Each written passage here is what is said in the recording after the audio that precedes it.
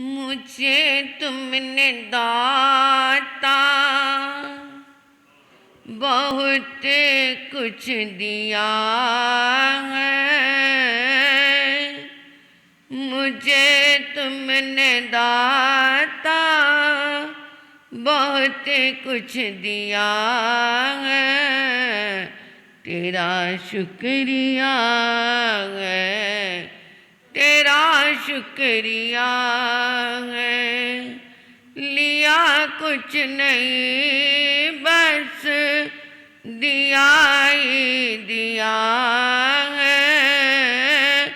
लिया कुछ नहीं बस दिया ही दिया है। तेरा शुक्रिया है, तेरा शुक्रिया है। मेरा कुछ नहीं सब है दौलत तुम्हारी। तेरा ही दिया मैंने खाया पिया है। तेरा ही दिया मैंने खाया पिया है। तेरा शुक्रिया है, तेरा शुक्रिया है। परम आराध्या, परम पूजनीय तपाचार्या तप चक्रेश्वरी गुन्नी मैया के पावन पुनीत चरणारविंदों में हृदय के अनंत अनंत विनीत भावों से मेरा प्रणम्य स्वीकार हो। धर्म प्रांगण में आए मेरे आत्मीयजन, अभी आपने सुना मुझे तुमने दाता बहुत कुछ दिया है। सबने साथ में बोला भी। क्या सत्य में उन्होंने हमें दिया है? दिया है परमात्मा ने। दिया है तो फिर सबको एक जैसा क्यों नहीं दिया? सबको एक जैसा क्यों नहीं दिया? कोई महलों में रह रहा है और किसी को झोंपड़ी भी नसीब नहीं हो रही है। किसी के यहाँ कुत्ते दूध और बिस्कुट पे पलते हैं और किसी के यहाँ बासी रोटी भी 2 टाइम की उपलब्ध नहीं हो रही है। किसी की कभी एक आंख भी नहीं दुखी और किसी के शरीर रोगों से भरा हुआ है। ऐसी विभिन्नता क्यों? क्यों ऐसी विभिन्नता? कर्मों से। जब कर्मों का ही फल हमें मिलना, फिर परमात्मा ने क्या दिया हमें? फिर परमात्मा देते तो एक जैसा सबको देते हैं। परंतु चाहे कर्मों ने दिया, इसके पीछे एक भक्त हृदय की भक्ति भावना बोलती है। अपने आप को वो कर्ता ना मान करके प्रभु को श्रेय दे रहा है। अगर प्रभु ही देता तो फिर कमाने की जरूरत नहीं, मिल तो जाएगा। निष्क्रिय बन जाते हम। परंतु ये भक्त कहता है कि प्रभु मेरा कुछ नहीं, जो कुछ है तेरा है। क्योंकि एक इंसान ऐसे होते हैं जो कहते हैं जो मेरा है सो मेरा है, जो तेरा है सो तेरा है। और एक इंसान वो होते हैं जो कहते हैं जो मेरा है सो मेरा है, जो तेरा है वो भी मेरा है। और एक इंसान कहते हैं कि जो मेरा है सो मेरा नहीं, जो तेरा है सो तेरा नहीं। ना मेरा है ना तेरा है, ये चिड़िया रैन। तो पहले इंसान संतुष्ट हैं जो कहते जो मेरा है मेरा है, जो तेरा है तेरा है। और दूसरे इंसान लोभी हैं जो कहते हैं जो मेरा है वो मेरा है और जो तेरा है वो भी मेरा है। और एक इंसान निष्प्रही होते हैं, संसार में रहते हुए भी संसार में लिपायमान नहीं होते। वो कहते हैं ना तेरा ना मेरा ये चिड़िया रैन बसेरा, सबने यहाँ से जाना है। तो प्रभु का भक्त कहता है जो मुझे मिला प्रभु तेरे कारण ही मुझे मिला। इसके पीछे भी क्या है? मैंने प्रभु की आराधना की, मैंने प्रभु की भक्ति की, मैंने साधना की, मैंने अच्छे कर्म जो किए उसकी बदौलत ही तो मुझे मिला। तो वो प्रभु की आराधना करने से ही तो मिला। परंतु भक्त का हृदय अपने आप को आगे नहीं रखता, परंतु प्रभु को आगे रखता है। तो जब भी हम कोई साधना करें उसमें ये नहीं आज मैंने 5 मैके की जी, आज मैंने पोषद किया, आज मैंने ये किया, तो वो मैंने बन गया मैं, और मैं तो कभी रहती नहीं। मैं बकरे ने किया, वो मैं करता रहा और गर्दन के ऊपर कसाई की छुरी चल गई। तो ये मैं इंसान की रहती नहीं।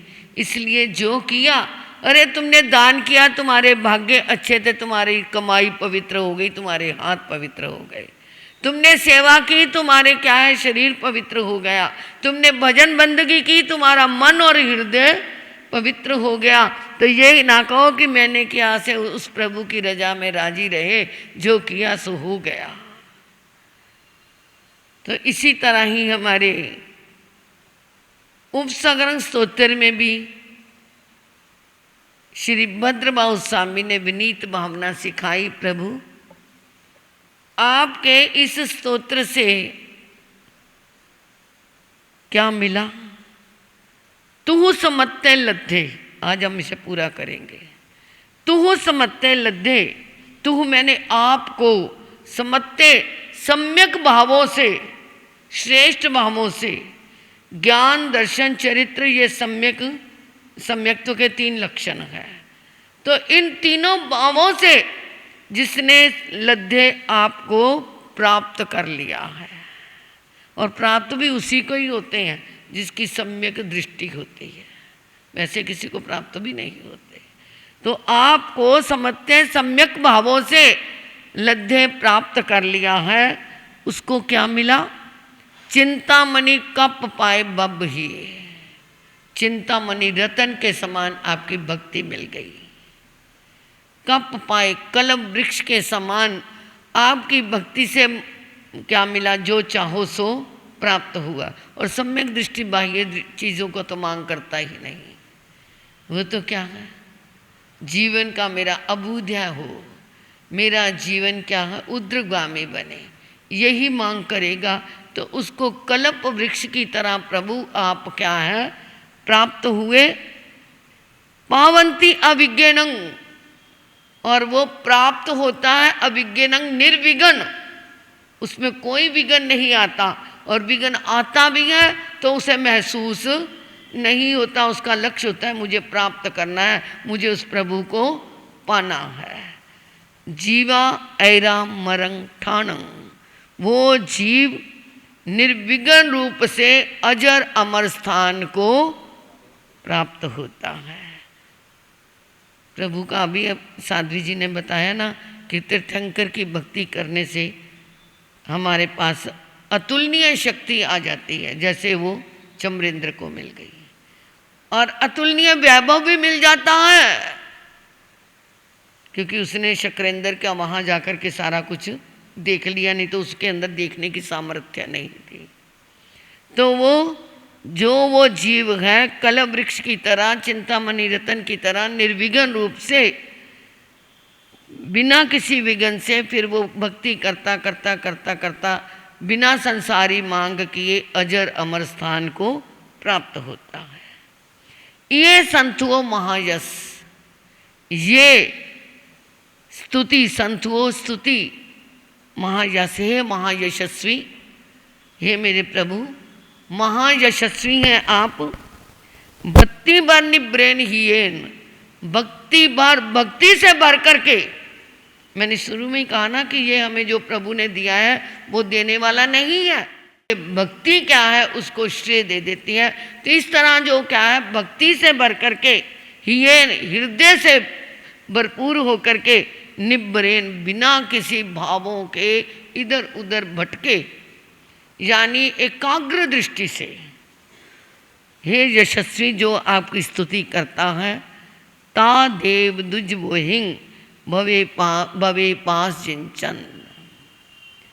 हे देव, ता देव, उस, हे मेरे प्रभु देव, दिज वोहिंग, मुझे दो, भवे भवे, भव भव के अंदर, पासंग है पाश प्रभु, जिन चंद्र है जिनेश्वर, हे जिन चंद्र जिनेश्वर प्रभु, आप मुझे भव भव के अंदर अपनी भक्ति का वरदान दो।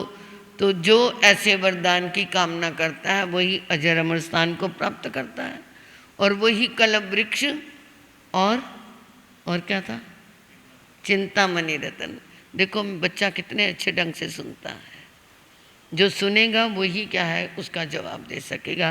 तो इस तरह ये हमारे उपसर्गकार स्तोत्र, ये महान चमत्कारिक स्तोत्र है, दुख दरिद्र उपद्रवों को दूर करने वाला है।